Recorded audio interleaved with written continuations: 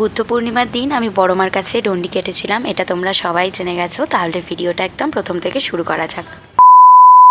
ভোর 3:30-র সময় ঘুম থেকে উঠে 4:10-15 করে বাড়ি থেকে বেরিয়ে পড়েছিলাম। আমাদের এখান থেকে যখন লোকাল ট্রেনে উঠি, ট্রেন একদম ফাঁকা ছিল পুরোপুরি, আর বাইরের অন্ধকারটা তোমরা দেখতেই পাচ্ছ। আর যখন হাওড়াতে এসে পৌঁছই তখন বাজে প্রায় ওই 6:30 মতো। হাওড়া থেকে আবার ট্রেন ধরে চলে আসলাম চুঁচুড়াতে, আর চুঁচুড়া থেকে তারপর একটা অটো ধরে গেলাম ফেরিঘাট। এবার লঞ্চে উঠে লঞ্চটা ক্রস করেই চলে গেলাম বড়মার কাছে। এখনের যে ভিডিও ক্লিপটা দেখছো এটা আমার ডন্ডি কাটার পরে, কারণ যখন আমি বড়মার কাছে যাই তখন আমি কোনো ভিডিও করিনি। হাতে ফোন নিয়ে তো আর ডন্ডি কাটতে পারবো না, আর যেহেতু আমরা 3 জন গিয়েছিলাম সেই কারণে কেউ আর ভিডিও করে দিতে পারেনি। আমি ডন্ডি কাটতে কাটতে বড়মার মন্দিরে যাব, আর আমার সাথে যে থাকবে সে রাস্তায় জল ছড়াতে ছড়াতে যাবে। আমাদের দুজনকেই তো মন্দিরে ঢুকতে দেবে, আর বাদ বাকি যারা থাকবে তারা তো লাইনে দাঁড়িয়ে তাদেরকে পুজো দিতে হবে, সেই কারণে দিদি আগে থেকেই লাইনে দাঁড়িয়ে। আমরা যেহেতু 3 জনেই গিয়েছিলাম সেই কারণে আর আমার কেউ ভিডিও করে দেওয়ার ছিল। তবে বিশ্বাস করো বড়মার কৃপায় আমি ভালোভাবে ডন্ডি কেটে মায়ের মন্দিরে গিয়েছি। আর এখন যে ভিডিও ক্লিপটা তোমরা দেখছো এটা ডন্ডি কাটার পরের মুহূর্ত, মানে ডন্ডি কেটে যখন আমি একদম ফিরে আসি তখনের মুহূর্ত।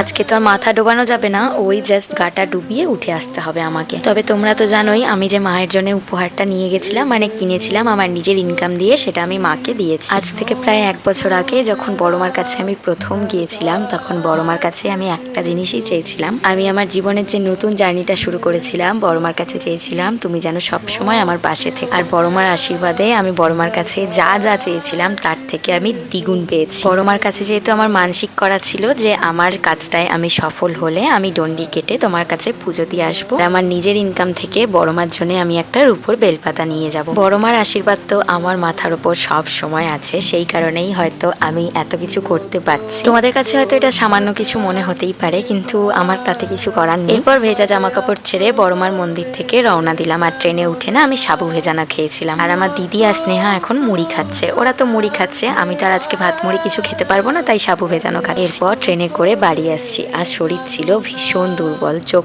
খুলে যেন তাকাতেই পারছি না, মনে হচ্ছে এই বুঝি আমি শুলেই ঘুমিয়ে পড়বো। আর চোখটা এত ছলছল করছে, আমার সাথে গা হাত পার ব্যথা তো একদম আছেই, ভীষণ পরিমাণে পা ব্যথা, আর হাত তো তুলতেই পারছি না। এতক্ষণ ট্রেন জার্নি করার পর আসলো ট্রেনটা কোলাঘাটে, আর এটা দেখে একটু বেশ ভালোই লাগলো। আমাদের বাড়ি থেকে বড়মার মন্দিরের দূরত্ব প্রায় অনেকটাই, সেই কারণেই তো অনেকটা ট্রেন জার্নি করতেই হয়। ট্রেন থেকে নামার সাথে সাথেই মনে হলো আবার কবে যাব বড়মার মন্দিরে, বড়মা কবে আমায় ডাকবে। তবে যাই পারে বলো, আজকে যেহেতু মেঘলা ছিল সেই কারণেই আমার ডন্ডি কাটার সময় কষ্টটা একটু কম হয়েছে। পিচের রাস্তা ছিল তো, রোদ থাকলে হয়তো আরো বেশি কষ্ট হতো। যাই হোক, বড়মার কৃপায় সবাই তোমরা ভালো থেকো, টাটা।